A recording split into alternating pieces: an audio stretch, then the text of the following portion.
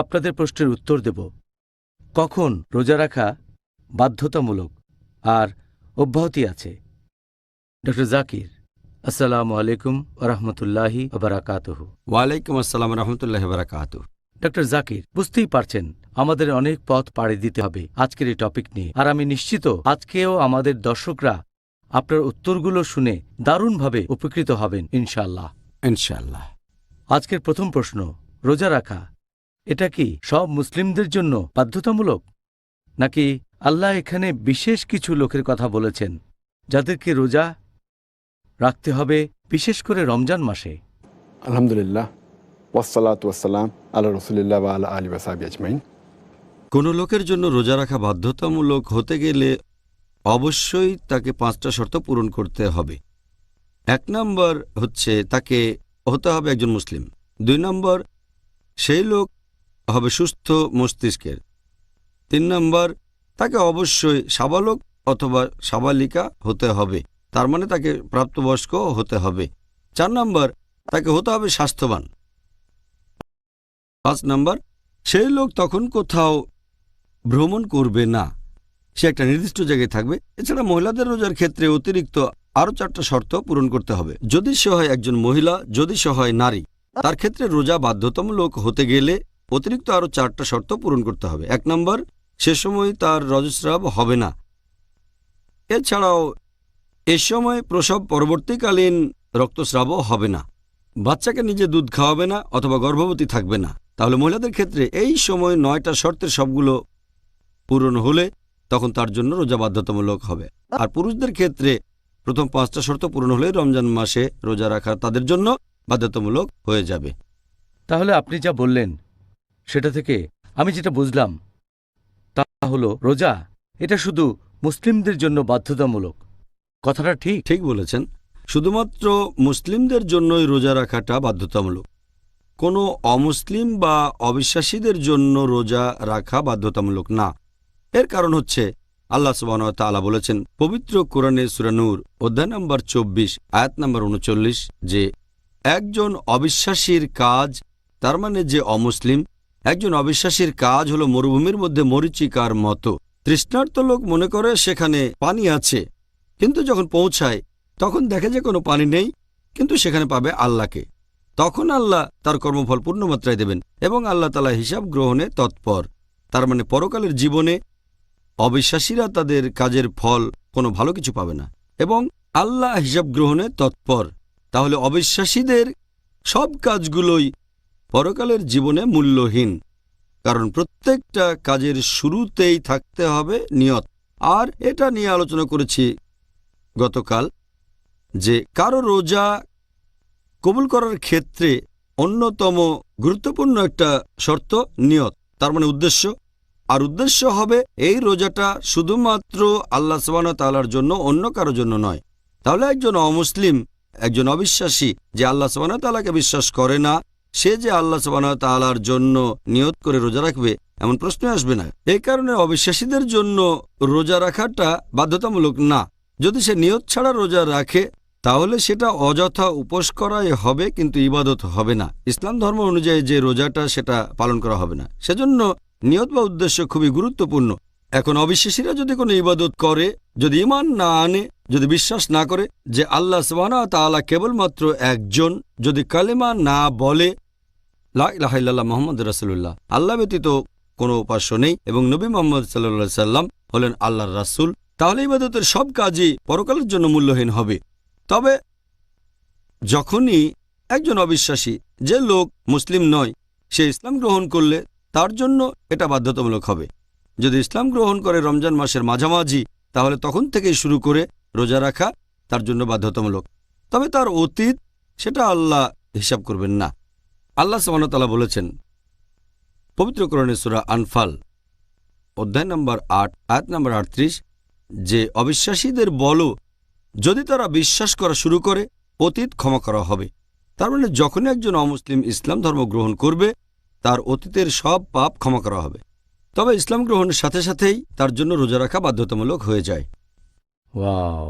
আমি কিন্তু প্রথমবার মুসলিম না হয়ে অর্ধেক রোজা রেখেছিলাম। এখন আমি উত্তরটা জানি। এবার আমি জানতে চাইব প্রাপ্তবয়স্ক হওয়ার ব্যাপারে। প্রাপ্তবয়স্ক হওয়ার যে বয়স পশ্চিমা দেশগুলোতে এভাবেই বলা হয়। কিছু কিছু দেশে একজন ছেলে বা মেয়ে প্রাপ্তবয়স্ক হচ্ছে 18 বছর বয়সে, আবার কোথাও সেটা হয়তো 14, সবচেয়ে কম হল 14 বছর। ইসলাম এই প্রাপ্তবয়স্ক হওয়ার বয়স সম্পর্কে কি বলে? পৃথিবীর বিভিন্ন দেশের আইনের কথা যদি বলতে হয়, ভারতে প্রাপ্তবয়স্ক হওয়ার বয়স হচ্ছে 18 বছর, ইন্দোনেশিয়ায় 19 বছর, যুক্তরাজ্যে সেটা আবার 16 বছর। প্রত্যেক দেশে প্রাপ্তবয়স্ক হওয়ার যে বয়সটা, সেটা সেই দেশের সরকার লোকজন যেরকম মনে করে সেটা অনুযায়ী আইনটা এক এক দেশে এক এক রকম হয়ে থাকে। কিন্তু ইসলামে রোজা রাখা ফরজ হয়, নামাজ পড়া ফরজ হয়, ইবাদত করা ফরজ হয়ে যায় যখন সে সাবালক বা সাবালিকা হয়ে যায়। এখানে মূলত শর্ত হচ্ছে 3টা। যদি এই 3টার যে কোনো একটা শর্ত পূরণ হয়, তাহলে ধরা হবে যে সেই ছেলে বা মেয়ে প্রাপ্তবয়স্ক।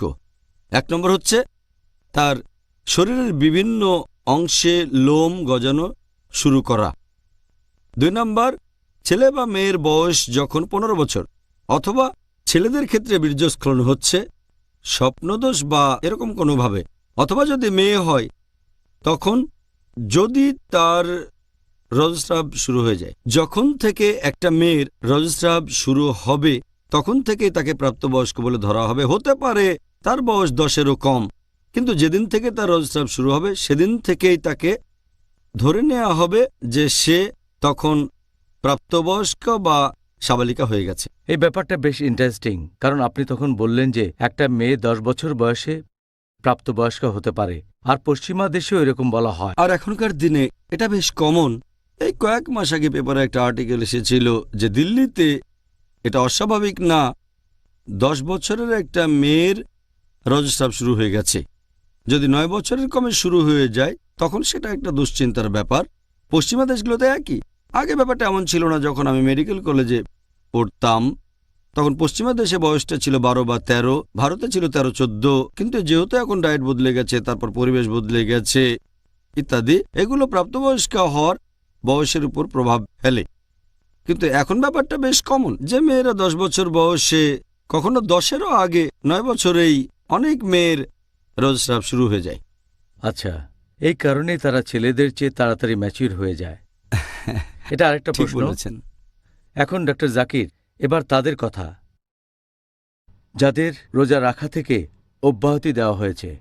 কোন কোন ক্যাটাগরির লোককে এই পবিত্র রমজান মাসে রোজা রাখা থেকে অব্যাহতি দেওয়া হয়েছে সে সম্পর্কে আমাদের জন্য কিছু বলবেন?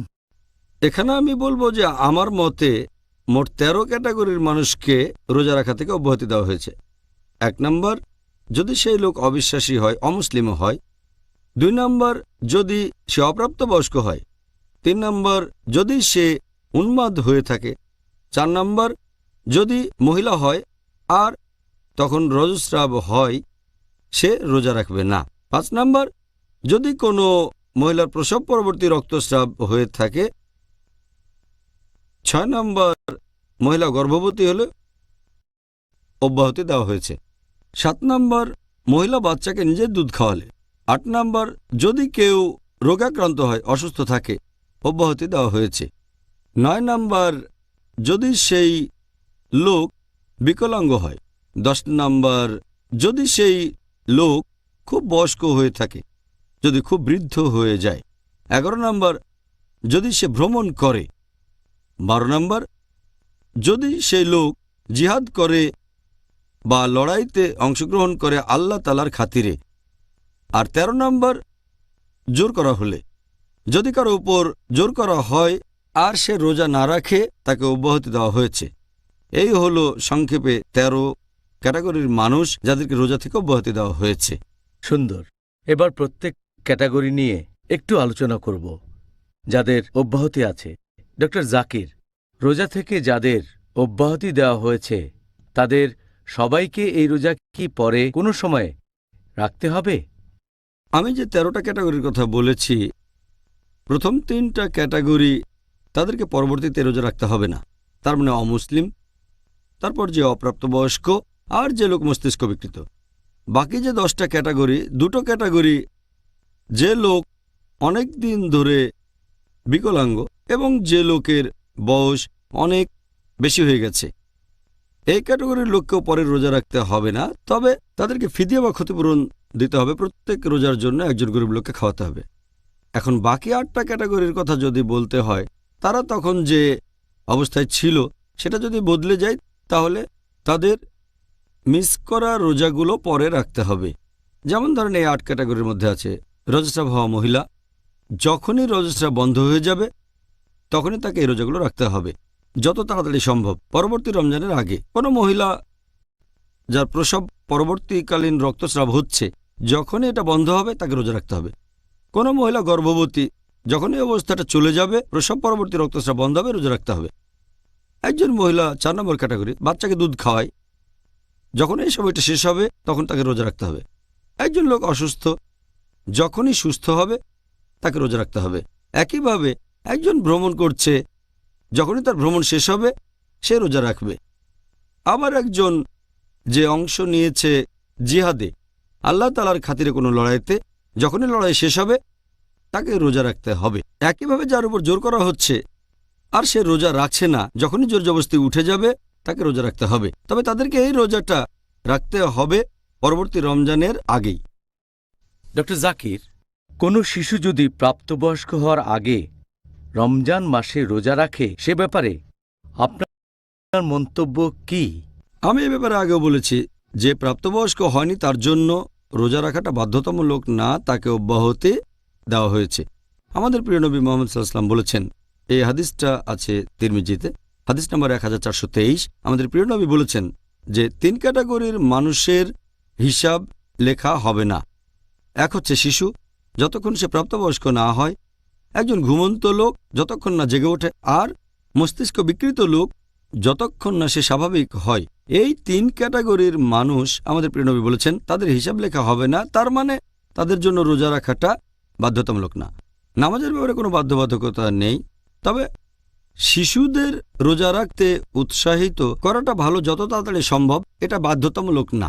আরেকটা হাদিস যেটার উল্লেখ করা হয়েছে সহিহ বুখারীতে, খণ্ড নম্বর 3, বুক অব ফাস্টিং, হাদিস নাম্বার 1960।